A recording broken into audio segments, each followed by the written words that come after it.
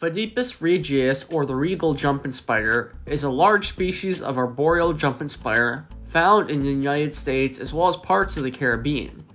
It is amongst one of the largest species of jumping spider in North America and is quickly working its way up the ranks in the exotic pet trade. The Regal Jumping Spider is found most commonly in open areas such as fields, pine forests, or even around residential structures. Adults usually prefer trees or the walls of buildings to establish a nest as well as their hunting grounds. The spider will build a silken nest at night in which to sleep, often in palm fronds or similar areas.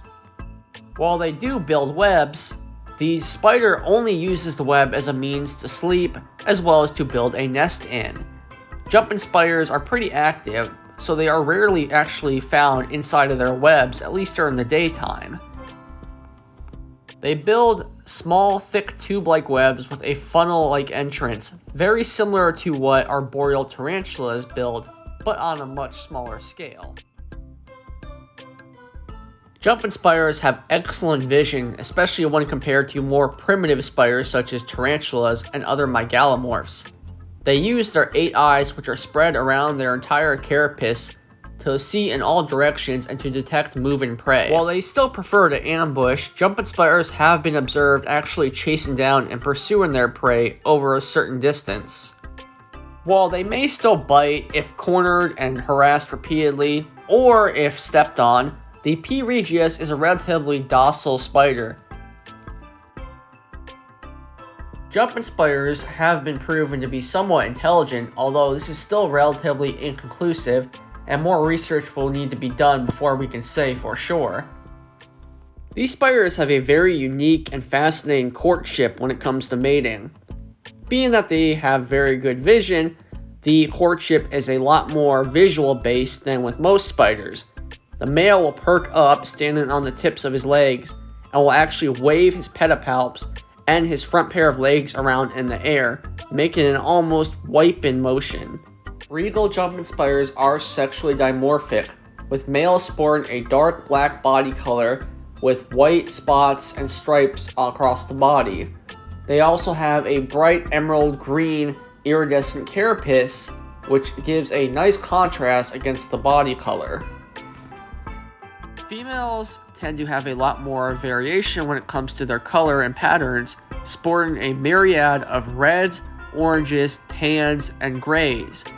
The chelicerae are a bright iridescent violet or purple, although they are sometimes blue and green.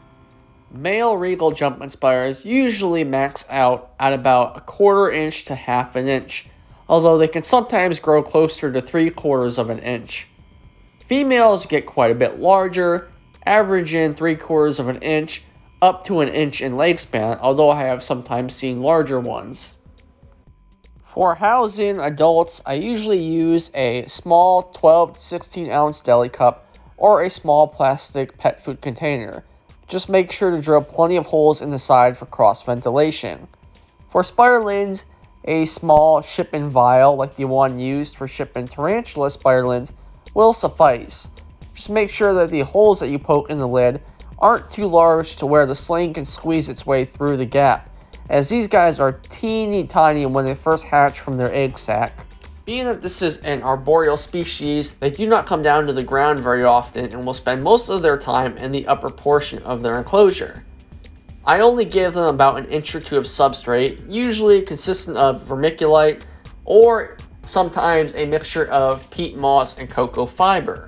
I will also provide them a thin layer of sphagnum moss on top for added moisture. This spider does not need a hide, as it will make its own using its silk. However, it is often wise to provide them with an anchor point for their web. I use a piece of small cork bark or similar sized object, which I lean across one side of the enclosure. This provides the spider something to climb on, as well as an anchor point for its webbing. These guys are vicious little buggers and will easily take on prey as large as they are. Despite this, I try not to over-challenge my jumping spiders with larger prey. I give them small to medium-sized crickets, and occasionally switch it up with mealworms or waxworms as well. They usually eat about every 3 to 5 days, although it's not uncommon for them to go a week or so without eating. Spiderlings can be a little trickier to feed as they are quite small, like I said, when they first emerge from their nest, but I provide mine with flightless fruit flies, springtails, and small prey like that. Pinhead crickets, while sometimes hard to find, also make for excellent feeders.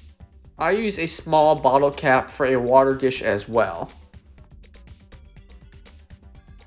While I do try to keep the handling to a minimum still, jumping spiders are a lot more docile and are much more willing to be handled by their owners, although gently, than the majority of tarantulas. They also tend to be a lot more docile and slower, although they can still move in short bursts of speed and, like the name implies, can jump quite far if they are inclined to do so. And the great thing is, unlike the majority of New World tarantulas which possess urticating hairs, New World true spiders do not have these. The only downside to these guys is since they are fast growing and don't get too large, they have a rather short lifespan, usually only living from about 1 to 2 years, although I did have a larger female that made it up to 3 years before passing. So whether you're new to the exotic pet industry and are looking for a fun, unique pet to keep, or perhaps you've been in the hobby for a little while, maybe you've kept some tarantulas and are looking for a new type of arachnid to branch out into, you cannot go wrong with the Regal Jumping Spider. Alright guys, well that's all for this time. Thank you all for watching. Please, if you like this video, make sure to like, subscribe. Make sure to drop a comment and let me know what types of arachnids you'd like me to talk about on this channel, or general exotic pet topics as well. Also, make sure to check out that Patreon. I'll post a link in the description below.